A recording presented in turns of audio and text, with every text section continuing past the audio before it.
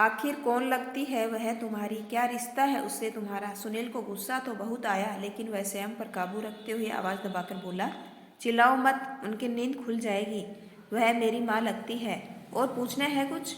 माँ? हा हा। सालू व्यंग्यात्मक लहजे में हंसते हुए बोली, कम से कम इस पवित्र रिश्ते को तो बदनाम मत करो। हम उम्र है वह तुम्हारी, देखने में भी अच्छी भली चटाक। सालू कुछ और बोलती, इसके पहले ही सुनील का हाथ उठ गया। हतप्रभ सालू देखती ही रह गई। और एक उदास सुबह बिस्तर से उठते हुए निशा ने घड़ी पर नजर डाला तो 5:30 बजे थे। यूं नींद तो काफी देर से खुल चुकी थी, लेकिन इतनी जल्दी उठकर भी क्या करती। खिड़की पर नजर डाली तो पर्दे से छनकर आता हल्का प्रकाश दिखाई दिया। गर्मी की सुबह भी तो जल्दी होती है। सोचा चलो अब उठा ही जाए, सुबह तो हो ही गई है। और उठकर बाथरूम की ओर चली गई।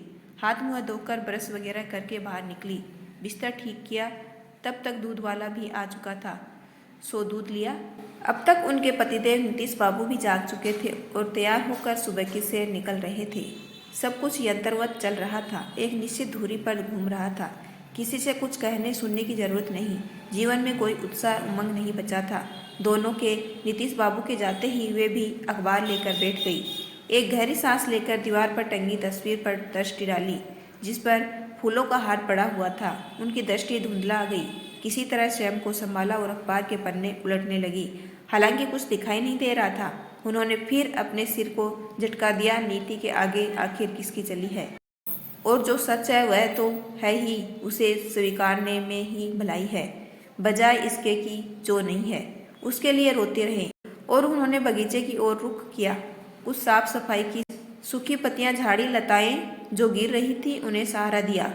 तब तक नीतीश बाबू भी दूर से जाते हुए दिखाई दिए और वे चाय बनाने के लिए किचन की ओर चल दी। चूल्हे पर चाय की पतली चढ़ाकर वे फिर ख्यालों में खो गई। नीलेश उनका इकलौता पुत्र, उम्र थी यही कोई 18 वर्ष, होनहार महाविद्यालय का छात्र। ऐसी ही एक सुबह वे तीनों पिकनिक के लिए निकले और बस 15 मिनट बाद ही कार का एक्सीडेंट हो गया। नीलेश ही कार ड्राइवर कर रहा था। वे शुरू से ही टोक रही थी स्पीड कम करने के लिए, लेकिन शरारत से मुस्कुराते हुए उन्हें डराने के लिए कार तेज और तेज चलाई जा रहा था। तभी अचानक सामने से एक ट्रक आया। तुरंत उसने कार साइड में की, पर कार कुछ ज्यादा ही साइड में चली गई और सड़क के किनारे खड़े एक पेड़ से टकरा गई और बस सब कुछ खत्म हो गया। हालांकि नीलेश को तुरंत अस्पताल भी ले जाया गया, लेकिन फिर भी वह बच न सका। और किस्मत का खेल तो देखो, इन दोनों को बस मामूली खरोच ही आई थी। कलेजे पर पत्थर रख अपने जिगर के टुकड़े के अंगों का दान कर दिया था। दोनों ने समाज सेवा में रुचि जो थी। उनकी कितने बुरे दिन थे वे, महीनों उनकी आंखें नहीं सूखी थी। जिंदगी बेमतलब की होकर रह गई थी, लक्ष्यहीन।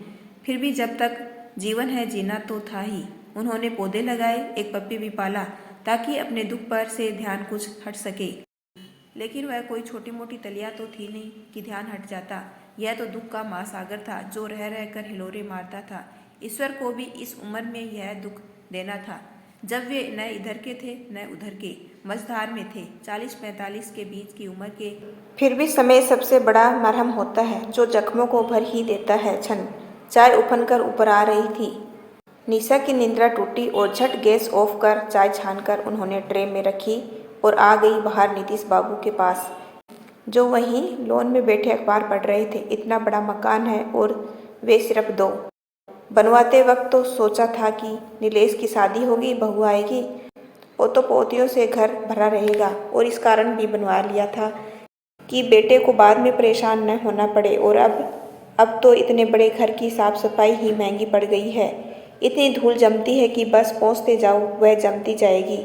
वैसे कभी कभी उन्हें धूल का जमना भी अच्छा लगता है, कम से कम एक काम तो मिल जाता है, वरना करे क्या।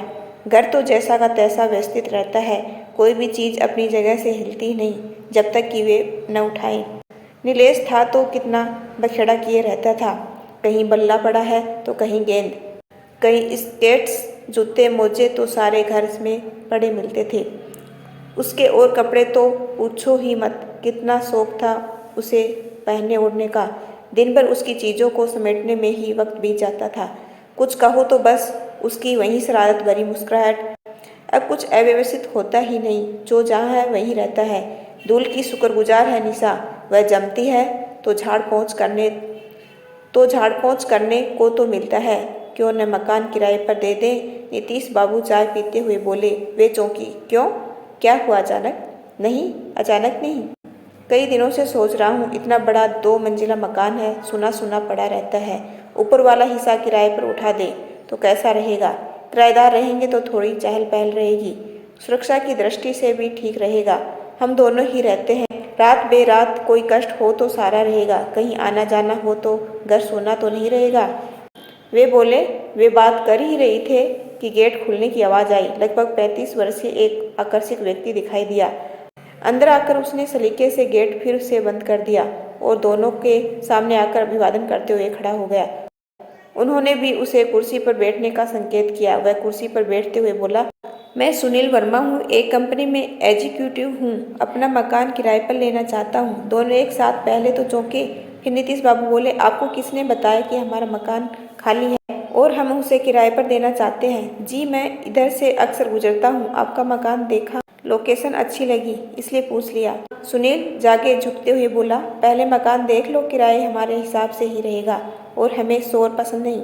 टीवी वगैरह बिल्कुल धीरे चले या न ही चलाएं। रात को समय से आ जाएं, वरना गेट बंद हो जाएगा। और हाँ, हम शाकाहारी हैं। सो नीतीश बाबू थोड़ा गुड़कते हुए से बोले। आखिर वह अपनी गरज से आया था, उन्होंने थोड़े ही बुलाया था मुझे। आपकी हर शर्त मंजूर है, मकान को भी क्या देखना पसंद है, तभी तो आया। बस आप इजाज़त दीजिए तो सामान वगैरह ले आऊँ। मेरे परिवार में मैं और मेरी पत्नी ही है। उसने उठने का उपक्रम किया। उन्हें आश्चर्य हुआ, कैसा अजीब आदमी है, बस मकान चाहिए किसी भी शर्त पर। 2-4 दिनों में सुनील अपना सामान वगैरह ले आया और घर व्यवस्थित कर लिया। दोनों ने अपना कमरा बड़ी सुंदरता से सजाया था।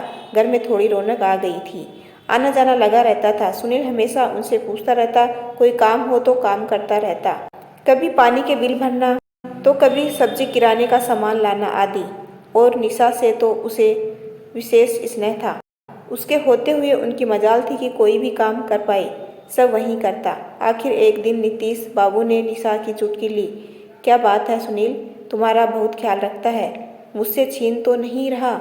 हटो भी, यह मेरी उम्र है क्या? 4-5 बरस छोटा होगा मुझसे, छोटे भाई जैसा है। आप भी बस। निशा तुनक कर बोली। उम्र है तो क्या हुआ, दिखती तो नहीं हो। नीतीश ने फिर छेड़ा। कौन जाने सोच रहा हो कि सेवा करने से हम प्रसन्न हो जाएंगे, दिल जीत लेगा वह हमारा। इस तरह तो हम यह मकान उसे ही दे दें। अब कोई है भी तो नहीं अपना वारिस। इस घोर भौतिकवाद के युग में ऐसी सोच बहुत सामान्य सी बात है। निशा ने एक और तरह सोचा। हाँ, हो सकता है ऐसे लोग कुछ भी कर सकते हैं, मेरा मतलब है कि हत्या भी। जरा होशियार रहना, नीतीश बाबू ने आशंका जताई। कुछ दिनों बाद एक दिन निशा की तबीयत बहुत खराब हो गई। इतना तेज बुखार था और इधर नीतीश बाबू बिजनेस टूर पर गए थे। सुनील ने ही संभाला, दिन रात उनकी सेवा की। रात रात भर जागकर उनके माथे पर बर्फ की पट्टियाँ रखता, पाँव सहलाता, थोड़ी थोड़ी देर पर फलों का रस, पानी, दवाइयाँ वगैरह देता, बाथरूम तक सहारा देकर ले जाता। कोई कसर नहीं छोड़ी सुनील ने उनकी देखभाल में। उसकी पत्नी सालू से आखिर यह सब देखा नहीं गया और एक दिन उसने पूछ ही लिया, आखिर तुम्हें इनसे इतना लगाव क्यों है? इतना महंगा मकान लिया है, वो भी इतने बंदिशों पर, फिर तुम्हारा ऑफिस भी यहाँ से इतनी दूर पड़ता है, जाने आने का खर्च अलग से।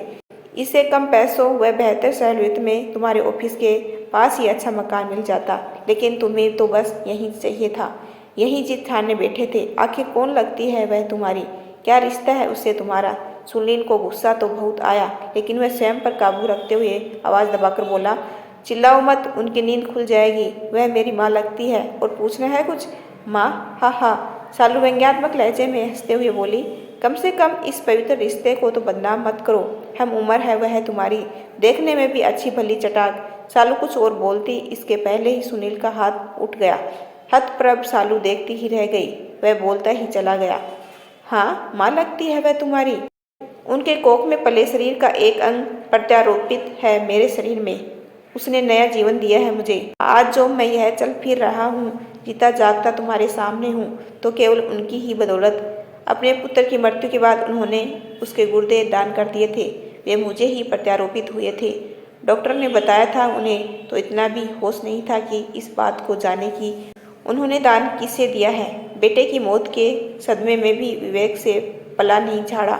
उन्होंने और महादान किया और फिर पलट कर देखा भी नहीं कि किसे दिया। मैंने यह मकान जानबूझकर किराए पर लिया ताकि उनके निकट रह सकूं, कुछ तो सेवा कर सकूं। उनकी इस तरह कुछ तो ऋण हो जाऊंगा। और अब से तुम भी उनकी अपने सास ससुर की तरह सेवा करना। और सालू अब भी मुँह बाएं देखती जा रही थी। उस माँ के इस बेटे को कैसे अनोखे रूप से जोड़ा था। माँ बेटे का यह रिश्ता पहला ना सही दूसरा जन्म तो दिया ही था निशानी सुनील को। यदि आपको मेरा छोटा सा प्रयास अच्छा लगा हो तो चैनल को लाइक शेयर एंड सब्सक्राइब कीजिए। आपका अपना कीमती समय देने के लिए दिल से धन्यवाद।